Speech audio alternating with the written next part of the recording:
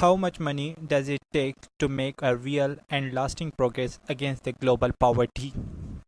How much money does it take to change the world? Would $1 billion be enough? 100 billion for one man? It took $27. Yes, $27 and a simple by compelling idea. That man is Muhammad Yunus, and his idea started a global revolution that has brought hope, opportunity, and pride to some other poor peoples on earth. So, who is Muhammad Yunus and what was his idea? To understand Muhammad Yunus, you need to know where he comes from. Bangladesh. Although Bangladesh is the beautiful country but the rich culture. Bangladesh is one of the poorest and most densely populated nation in the world. He was affected by dramatic conditions there, but unlike so many of his Bangladeshi fellows, Muhammad Yunus was not born into the poverty which gave him access to important opportunities. As a result, he was able to go to good schools, get a quality education, and even go to college. Eventually, he got a scholarship to study economics in the United States. While Muhammad Yunus lived in United States, he witnessed something there that changed his life. He saw the historic struggle of the civil rights movements, and of course he was deeply affected. Muhammad Yunus was particularly inspired by the movement of the powerful commitment to the social justice and stayed with it. When Muhammad Yunus went back to Bangladesh, he continued to be profoundly concerned about the issues of justice, especially poverty, and as an economist, he wondered why. Why was there so much deprivation in his country?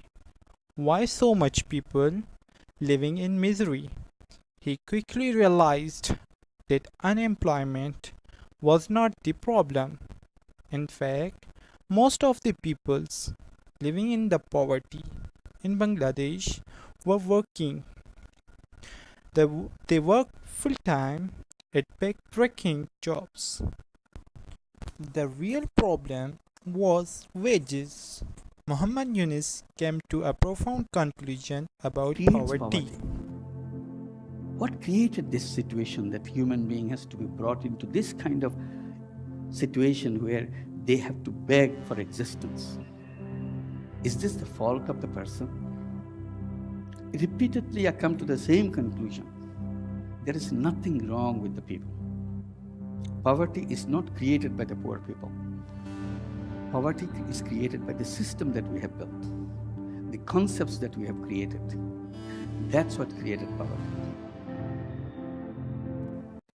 As Professor Yunus studied the problems, he began to focus more and more on the issue of credit and the ability to get the loan with wages so low in the Bangladesh.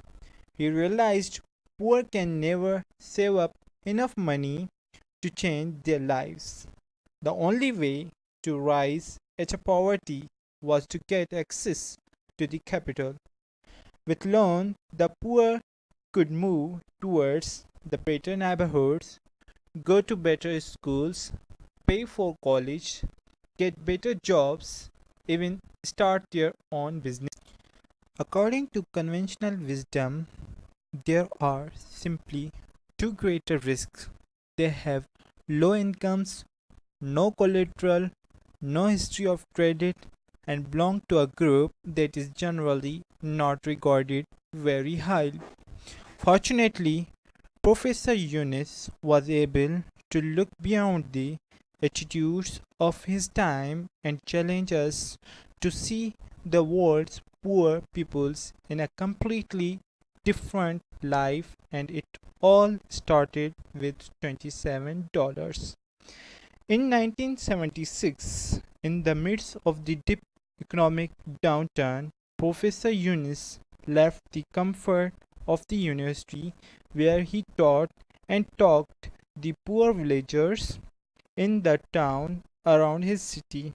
Although he didn't have much money, he realized that it wouldn't take much money to completely transform people's lives. In an impulsive movement, Professor Yunus gave $27 from his own pocket to a small group of 42 craftsmen. But Professor Yunus made it clear to these craftsmen that the money was not a handout. He believed that charity only makes the poor dependent and vulnerable. Instead, it was to be a loan that they would have to pay back, and they were more happy to comply. Muhammad Yunus founded the Grameen Bank, which focused on helping the poor, and he soon realized demand for help was extraordinary. The Grameen Bank loaned small amount of many microloans to a wide range of poor Bangladeshis, including farmers, craftsmen, and women, people who could not traditionally get loans. Some villages bought daily cows, then sold the milk to their neighbors, creating small sustainable businesses. Others used the money to open grocery stores or buy materials, making furniture, and then in some villages, people took out group loans to construct hand power wells that helps supply drinkable water for the entire community. In all of these cases, the benefits rippled throughout the village. Professor Yunus reinvented banking and got rid of many traditional requirements he could. He specifically designed his bank to work as well as possible with the poor, whatever it took. Every requirement blocked out the poor. He simply got rid of it. No collateral, no credit checks, not even a written contract. It was revolutionary. The system is based entirely on trust, and amazing thing about that, it works.